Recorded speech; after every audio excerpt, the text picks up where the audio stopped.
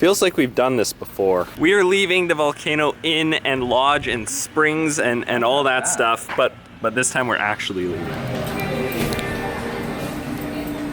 Quick stop at KFC. Been driving for a couple hours. How long? Like 3 hours? We've been going for 3 hours. We're almost at our destination, but what's a road trip without some KFC? The chicken in Costa Rica is actually like strangely really good, so I thought KFC would be a good move. How's your popcorn chicken, Hannah? Chickeny? That's what I like to see.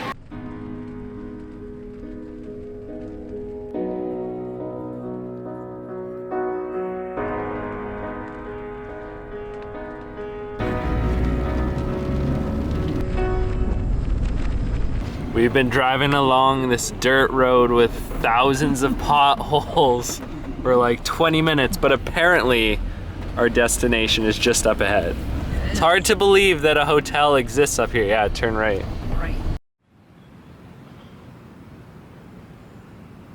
What is up, my dudes? Good morning. We have arrived in Playa Negra, Costa Rica. Playa Negra is a small beach town kind of located north of where we were previously in La Fortuna. As you guys saw, we drove along those dirt roads for a very, very long time before we reached it, so it's very isolated. There's not much here, but it's beautiful.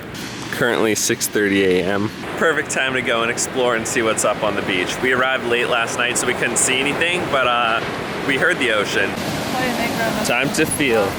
Oh yes, yes, very, very warm, very warm.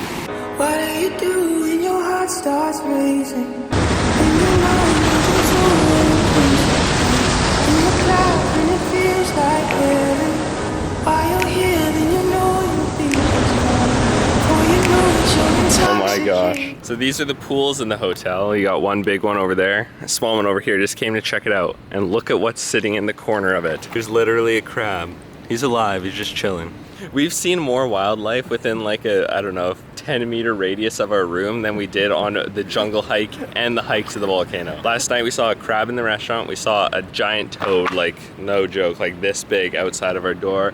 There's a cockroach. We saw 3 grasshoppers. As I said, we're quite far in the middle of nowhere and we are in like a tropical rainforest environment. So there's lots of stuff for animals to survive. It's nice. So these are the yurts that we're staying in. You walk right in here. It's a very, very skinny door. Can barely fit myself through.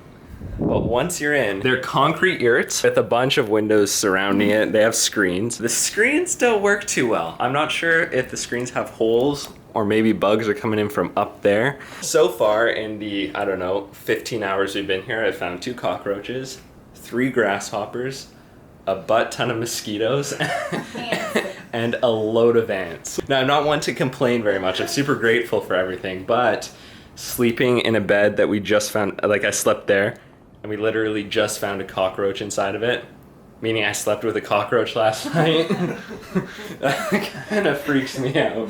And then this morning I got up to go to the washroom and I like walked in here and I heard, like literally before I saw anything here, and I looked right here, there was a towel. I looked and it was a cockroach, like no joke, this big. It was just like, and it went under here and in there. So these are like the normal yurts. There's premium yurts that have enclosed walls.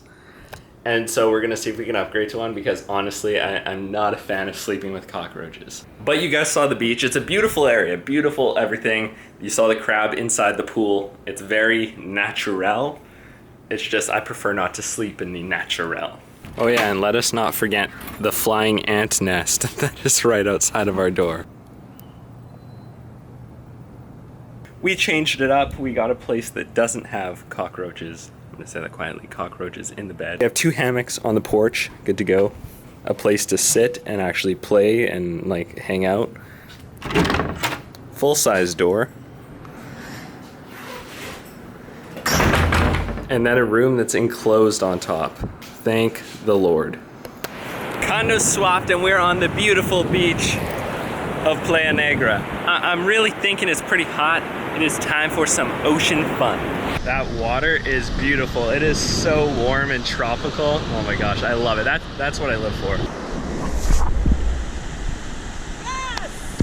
So we have decided after enough bodyboarding that it's time to upgrade and do something a bit more challenging. So Dad went and rented a surfboard. Dad, are you gonna show us how it's done? No. That is El Profesional. The YouTube fam has seen you snowboard. You're a good snowboarder, so let's see if it translates onto water. When we were youngsters on the jungle. No, we are still minds full of jungles. I feel your heartbeat just like mine. I feel your heartbeat.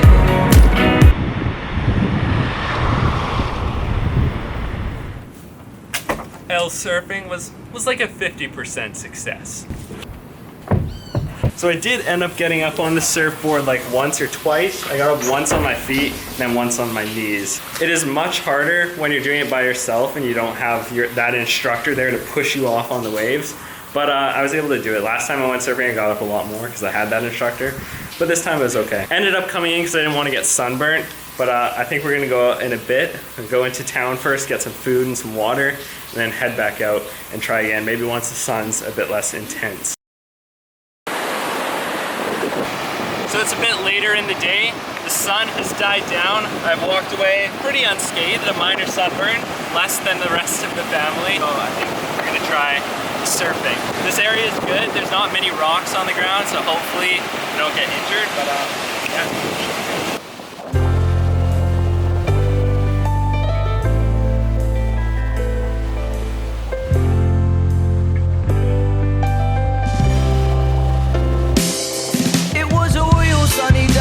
Chilling in the land of the camper down park, nobody had a frown. Reminiscing on the days where we used to have a blaze. Everybody came around and we laxed out on the lays. And I remember when we drink and we smoke and we spar and we laugh, and the night would just go on and on. For the rest of my life, that memory will. So I was able to get up once or twice with a bunch of falls in between. The big waves aren't scaring me anymore. I used to be really scared. I used to be scared of the big waves, but the sand is so soft, it's no big deal. Okay. My dudes, we are back from surfing. It was a great time. I got up a couple times, didn't I, Mom and Hannah? Yeah. How did I do? Subpar. Anyways, I came back to something that like blew my mind beyond exciting.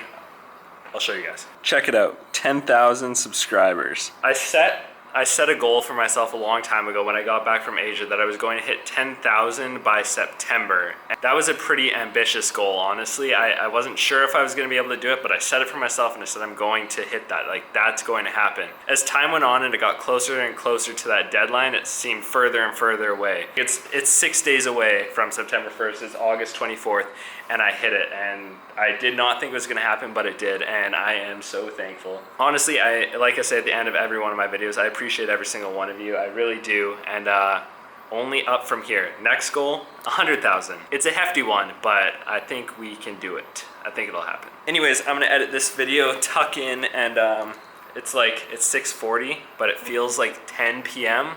I think we're all sun tired and surfing tired. There's a lot of tireds in here, but yeah. Thank you for 10,000. I appreciate every single one of you so much, and I'll see you all in another one.